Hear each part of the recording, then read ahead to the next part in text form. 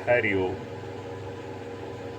आषाढ़ मास के कृष्ण पक्ष की इस एकादशी को भगवान नारायण की पूजा आराधना की जाती है। श्री नारायण भगवान विष्णु ही हैं, उन्हीं का एक नाम है। अतः अन्य एकादशियों के समान ही भगवान विष्णु अथवा उनके लक्ष्मी नारायण रूप की पूजा आराधना करें और दान आदि क्रियाएं पूर्ण करें।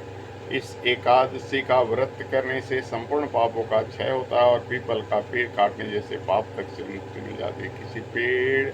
किसी के दिए हुए श्राप तक का निवारण हो जाता है। जुगनी एकादशी का व्रत करने से इस व्रत को करने वाले इस लोक में सभी सुखों को भोग कर अंत में मोक्ष को प्राप्त कर हरि चरणों में निवास प्राप्त करता है, ऐसा शास्त्रों का कथन है। तो सुनिए कथा।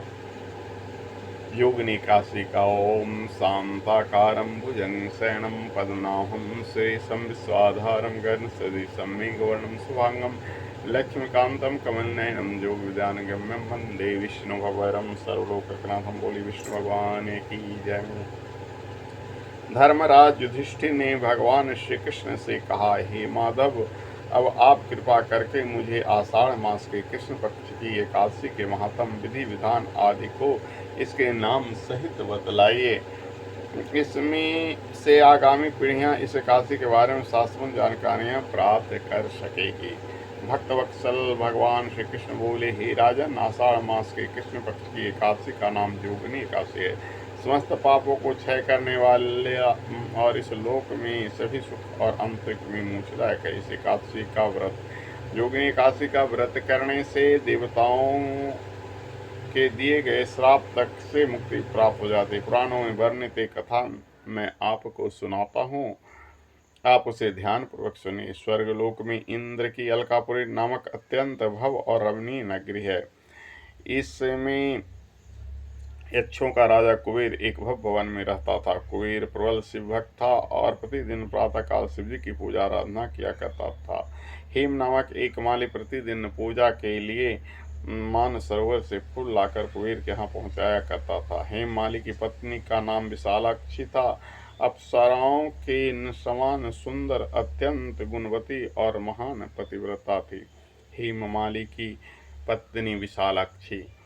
हेममाली अर्धरात्रि में फूल लेने मानसरोवर जाता और सुबह वहां फूल लाकर राजा कुबेर के यहाँ पहुँचाए। एक दिन वह मानसरोवर से पुष्प तो ले आया, परंतु कामातुर होने के कारण मार्ग में ही अपने घर रुक गया और पत्नी के साथ हास विनोद और रमन करने में तल्लीन हो गया।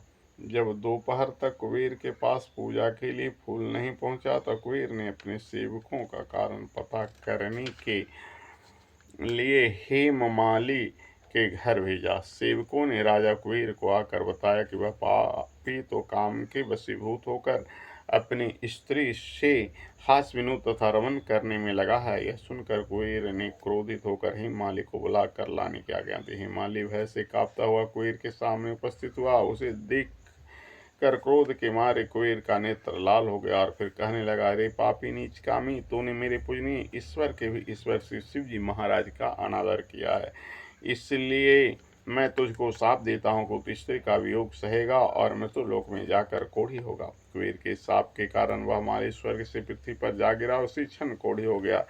मृत्युलोक में आकर हेमाली ने घोर कष्ट भोगे, भयानक जंगलों में बिना अन्न और जल के भटकता रहा। रात्रि को निद्रा भी नहीं आती थी, परंतु शिव जी की पूजा के प्रभाव से उसको पिछले जन्म की स्मृति का ज्ञान अवश्य रहा। घूमते घूमते एक दिन वह मार्कंडे ऋषि के आश्रम पहुंचा। हेममाली वहां जाकर उनके चरणों में गिर पड़ा। उसको देखकर मार्कंडे ऋषि बोले, तुम कौन हो? तुम कौन से ऐसे पाप किए हैं जिससे तू कोढ़ी होकर महान दुख भोग रहा है? हेममाली बोला, हे मुनि, मैं हेममाली हूँ, कुबेर का सेवक हूँ। मैं राजा की पूजा के लिए प्रतिदिन पुष्प लाया करता था। एक दिन अपनी स्त्री के साथ विहार करते करते देर हो गई और दोपहर तक पुष्प लेकर न पहुंचा तो उन्होंने मुझको श्राप दिया कि तू अपनी स्त्री का वियोग सहते मृत्युलोक में जाकर कोढ़ी बनकर दुख भोगेगा। इससे मैं कोढ़ी हो गया हूँ और महान कष्टों को भोग रहा हूँ। आप ऐसा कोई उपाय बतलाइए जिससे मेरी मुक्ति हो। हेममाली की यह व्यथा सुनकर ऋषि बोले, तूने मेरे सम्मुख सत वचन कहे, इसलिए मैं तेरे उद्धार के लिए एक व्रत बताता हूँ। यदि तू आषाढ़ मास के कृष्ण पक्ष की योगिनी नामक एकादशी को विधि पूर्वक व्रत करेगा तो तेरे समस्त पाप नष्ट हो जाएंगे। इस पर हेममाली बहुत प्रसन्न हुआ और मुनि के वचनों के अनुसार योगिनी एकादशी का विधि पूर्वक व्रत किया, जिसके प्रभाव से वह फिर अपने पुराने रूप में आ गया और अलकापुरी पहुंचकर अपनी स्त्री के साथ आनंद पूर्वक रहने लगा। हे राजन, इस योगिनी एकादशी की कथा पढ़ने अथवा सुनने का फल ही 88 सहस्त्र ब्राह्मणों के भोजन करने के बराबर है, जबकि इसका व्रत करने पर तो समस्त पाप दूर होकर अंत में स्वर्ग की प्राप्ति होती है। इसलिए इस कथा को श्रवण करना चाहिए, हर किसी को कथा करनी चाहिए और साथ ही आज मीडिया के युग में इसे अधिक से अधिक शेयर करने वाले भी भगवान विष्णु के कृपा पात्र बनते हैं, एकादशी के फल की प्राप्त करते हैं। ओम सशंख चक्रम सकृत कुंडलम सपीत वस्त्रम सरशीरुहेचनम सहारवक्षस्थलकौसुश्रियं नमामि विष्णु शिरसां चतुर्भुजं। बोलो श्री हरि विष्णु भगवान की जय।